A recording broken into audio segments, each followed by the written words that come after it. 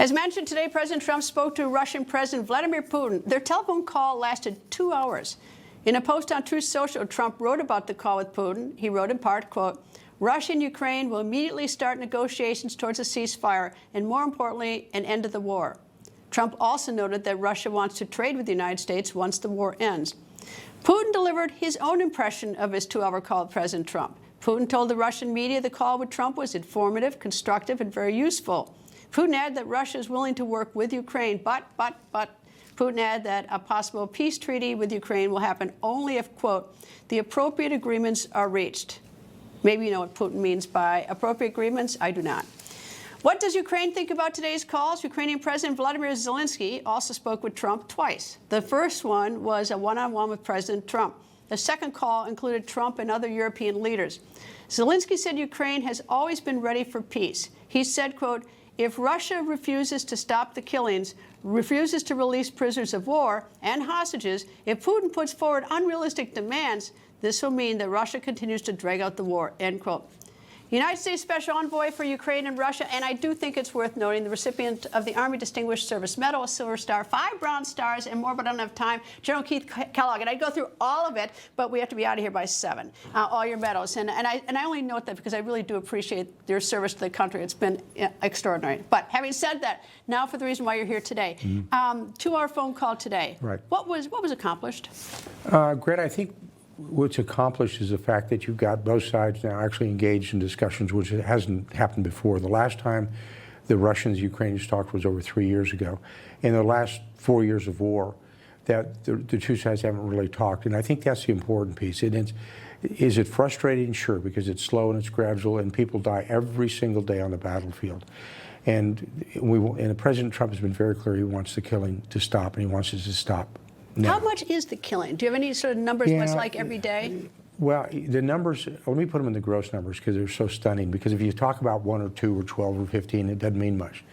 But since the war started, just over 4 years, the conservative number on casualties, both Ukrainian and Russian combined in the battlefield, is over 1.2 million. That is stunning. That is what I would call industrial strength killing.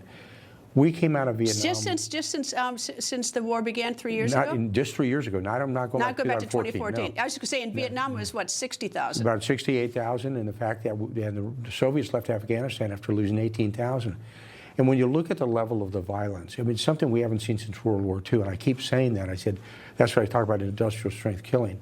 And what you look at is and President Trump is so right when he says this, is look, stop the killing. Because you're looking at generations being lost on both sides. And I think he's got the right approach to that. And that's the negotiation we're going through. And, you know, for somebody like President Trump, you know, who likes to operate what I call Trump time, which means get it done fast. I know it's frustrating, it's slow, but the fact is that we've gone through 5 meetings. We just finished up in Istanbul, just came back. You know, before that we had London, and before that we had Paris, and we had Riyadh, and we had Jeddah before that. But we're slowly, it's like an anaconda, slowly squeezing it, getting together till we finally get to a solution. And then the next one is going to be, as he said, relatively soon. We're going to figure out what's going to happen. And now we're talking about finally what President Putin said, this memorandum of understanding. It's what I would call a term sheet, meaning, okay, what's the terms for the agreement from you? What's the terms of the agreement from you? Okay, you're both over here. We're going to have to bring you together and say where you're at. But that's sort of, I mean, and I realize that that's the smart thing to do, that ends the killing. I realize that's what President Trump does.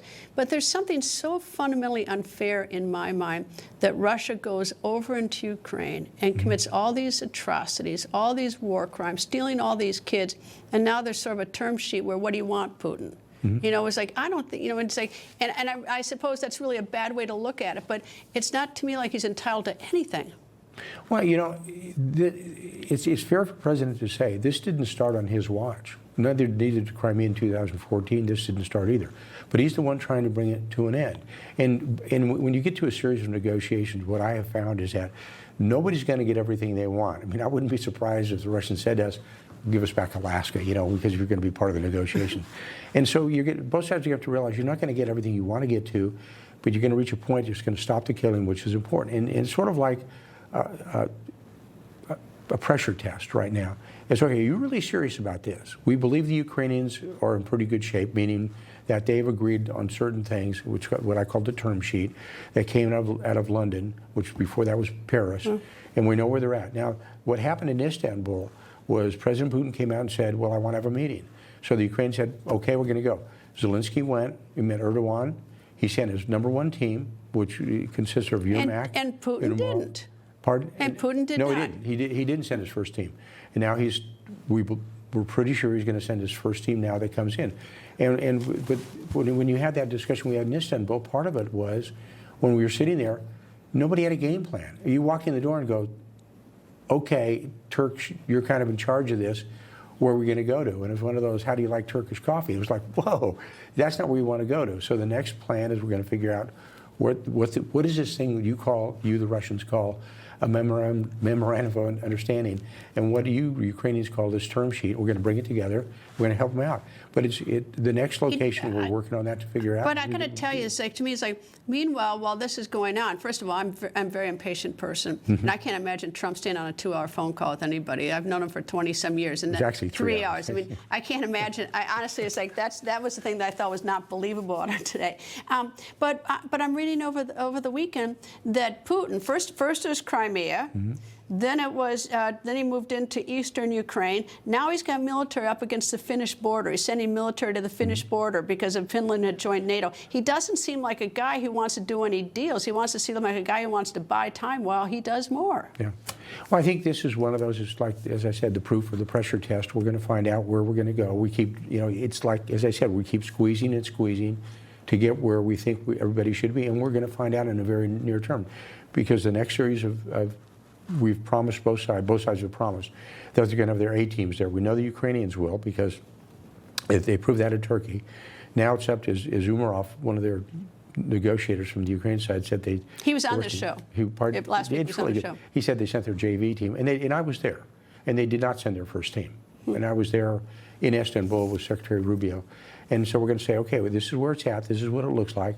And are some of these demands so non-negotiable that it's just not going to get there? And that's what we're going to find out. Would Trump walk away? For me, it's frustrating. I know, it's very frustrating. I imagine, will Trump walk away from this, finally say, I've had it with both of you? I think both sides need to realize he could do that and would do that. I mean, this is one of those, when you go back to the art of the deal, be willing to walk away from a bad deal. Again, Greta, he didn't start this fight. He wasn't involved in 2014. And then when the invasion started just 4 years ago, he wasn't part of this. He's trying to bring them together. And I really believe he's right when he says this, that this war wouldn't have started on his watch. Nothing happened on his watch like this. He's now there. So my point is, give him some time. I think we're day, 121 in the new administration. And we've gone further in 120 days than the previous administration did in 4 years. And he did it because by sheer dint of personality, by reaching out to him and talking. And you know President Trump, and I know President Trump. He's more than willing to pick up the phone and talk to somebody and get to a resolution.